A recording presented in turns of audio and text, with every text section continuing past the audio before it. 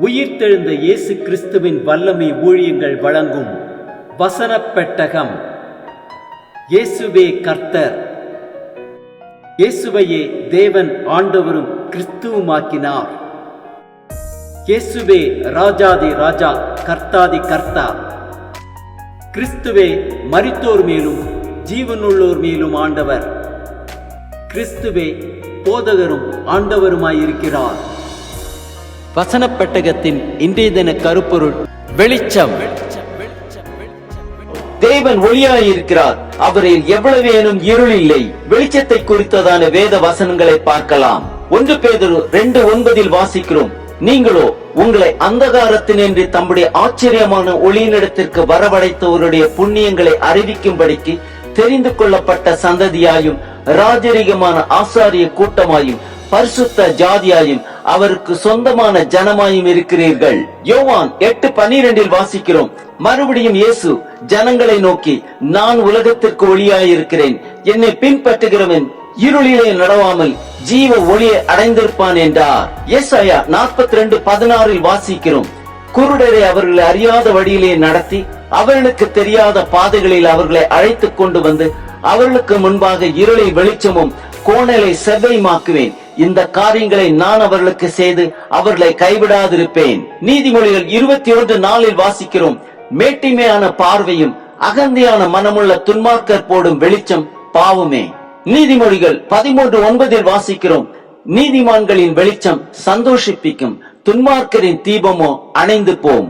எபேசியர் 5:14 வாசிக்கிறோம், ஆதலால் தூங்குகிற நீ விழித்து மரித்தோரை விட்டு எழுந்திரு, அப்பொழுது கிறிஸ்துவனை பிரகாசிப்பார் என்று சொல்லி இருக்கிறார்.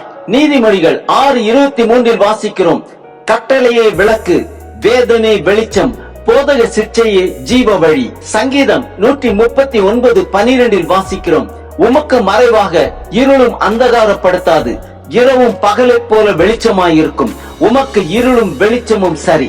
சங்கீதம் 119:105 வாசிக்கிறோம், உம்முடைய வசனம் என் கால்களுக்கு தீபமும் என் பாதைக்கு வெளிச்சமுமாயிருக்கிறது. சங்கீதம் 119:130 வாசிக்கிறோம், உம்முடைய வசனத்தின் பிரசித்தம் வெளிச்சம் தந்து பேதைகளை உணர்வுள்ளவர்களாக்கும். சங்கீதம் 78:14 வாசிக்கிறோம், பகலிலே மேகத்தினாலும் முழுவதும் அக்னி வெளிச்சத்தினாலும் அவர்களை வழி நடத்தினார். சங்கீதம் 56:13 வாசிக்கிறோம், நான் தேவனுக்கு முன்பாக ஜீவன் உள்ளவருடைய வெளிச்சத்திலே நடக்கும்படி நீர் என் ஆத்துமாவை மரணத்துக்கும் என் கால்களை இடர்களுக்கும் தப்பவியாதிருப்பீரோ. சங்கீதம் 43:3 வாசிக்கிறோம், உமது வெளிச்சத்தையும் உமது சத்தியத்தையும் அனுப்பியருளும், அவைகள் என்னை நடத்தி உமது பரிசுத்த பர்வதத்திற்கும் உமது வாசஸ்தலங்களுக்கும் என்னை கொண்டு போவதாக. சங்கீதம் 36:9 வாசிக்கிறோம், ஜீவ ஊற்று உம்மிடத்தில் இருக்கிறது, உம்முடைய வெளிச்சத்திலே வெளிச்சம் காண்கிறோம்.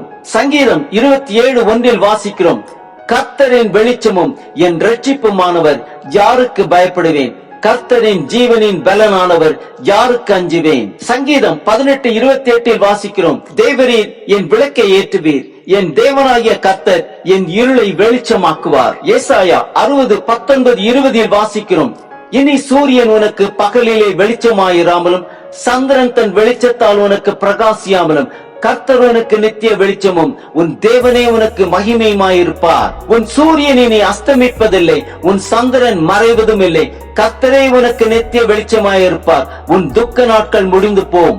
ஆம், தேவன் ஒளியாயிருக்கிறார், வேதமே வெளிச்சம், கிறிஸ்துவே நம்மை பிரகாசிப்பிக்கிறவர்.